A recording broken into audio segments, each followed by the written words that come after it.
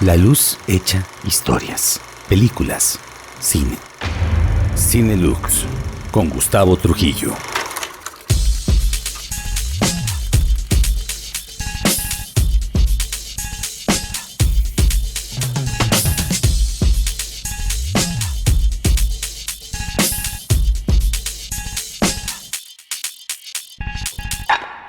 Hola, vamos a tratar de platicar un poco de un cineasta importantísimo en la historia del cine de México y del mundo, que es Luis Buñuel.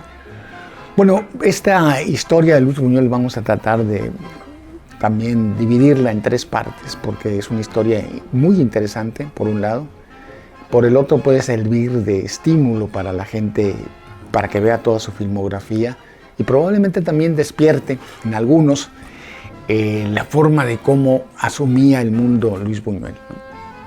Bueno, Luis Buñuel nació en una ciudad, un pueblo en España que se llama Calanda, y eso fue en 1900. Es un pueblo en esa época muy rural, ahora ya es un pueblo más o menos grande, incluso se hace un festival que se llama Festival de Cine Buñuel, y ya lleva creo que 17 o 18 ediciones, un poco inspirado por la que ahí nació Luis Buñuel. Pero la familia de Buñuel era una familia más o menos acomodada, tenía una especie de rancho ahí en Calanda, que por cierto son muy famosos los melocotones de Calanda, que eso distingue mucho al pueblo. Todo el mundo cuando ve en España un melocotón dice, estos deben ser de Calanda. Pero está muy cerca también de Zaragoza, y Zaragoza es un pueblo, una ciudad muy grande, pero en esa época no dejaba de ser una ciudad todavía en crecimiento. Y entonces la familia de Buñuel tenía su casa en Zaragoza y ahí fue a la escuela, creció incluso al amparo y al cobijo de los jesuitas de esa época. Poco después, ya cuando cumplió los 16 o 17 años, se fue a Madrid para estudiar ya a la universidad y ahí conoció a mucha gente y se le abrió el mundo a Buñuel. Conoció a García Lorca, conoció a Dalí. Y ahí hicieron esto, juntarse muchos y se fueron a Francia, una vez que habían pasado los 20 años, se fueron a vivir a Francia, porque eran gente muy inquieta. Y en Francia encontraron un movimiento que empezaba a surgir en esa época, que era el surrealismo. Se hicieron amigos de André Breton, que era el que encabezaba ese movimiento. Incluso estuvo Octavio Paz dentro de ese grupo en esa época también, ¿no? Y bueno, ahí Luis Buñuel y Dalí, que platicaban, un día se platicaron uno a otro que habían soñado, y Buñuel dijo que había soñado que un ojo era atravesado por una navaja. Y entonces Dalí le dijo, no, pero yo lo soñé al revés. Yo vi que en el ojo pasaba una nube.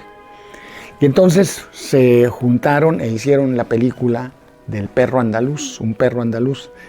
Y Buñuel escribió el guión en concordancia con las ideas que había platicado con Dalí. Entre los dos lo hicieron y se terminó filmando la película. En la película vemos justamente ellos de una oveja o de una cabra le sacaron el ojo, lo limpiaron muy bien, lo filmaron y luego atravesaron el ojo físicamente con una navaja. Pero en el trabajo de construcción de la imagen, obviamente se desaparecieron los artificios y quedó un ojo que era atravesado por la navaja. Y como Dalí había dicho que él había visto a un ojo atravesado por una nube, le pusieron la nube ahí, que se atraviesa la nube y luego la navaja. Hubo una discusión entre Buñuel y Dalí, porque Dalí quería que la navaja no apareciera, sino que fuera la nube la que rompiera el ojo.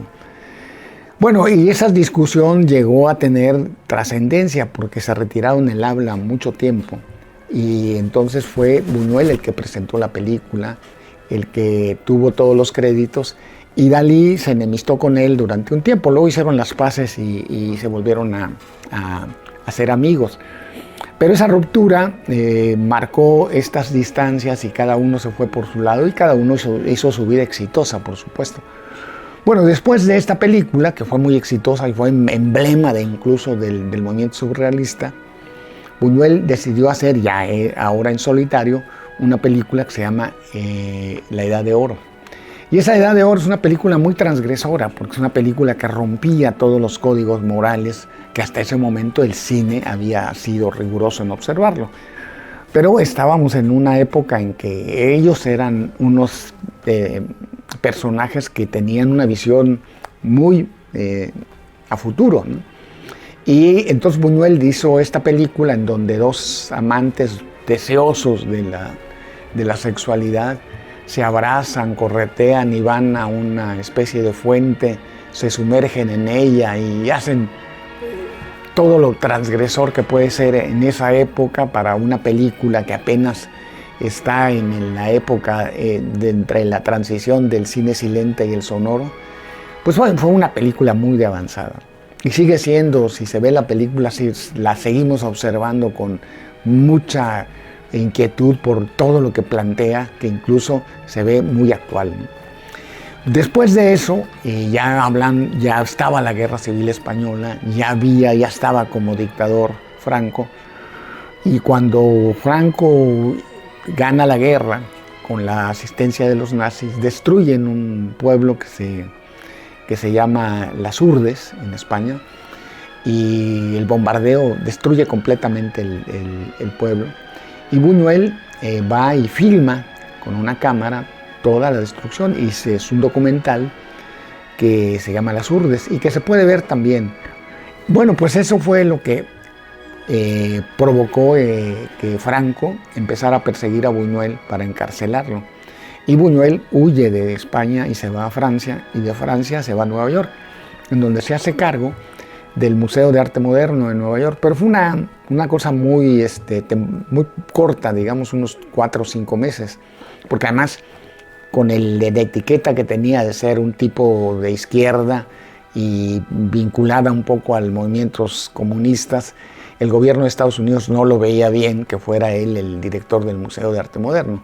Entonces le empezaron a hacer mucha grilla. Entonces un grupo de mexicanos fue y lo invitó a que viniera a México. Pero esta será la parte de la vida de Buñuel que contaremos en un siguiente capítulo.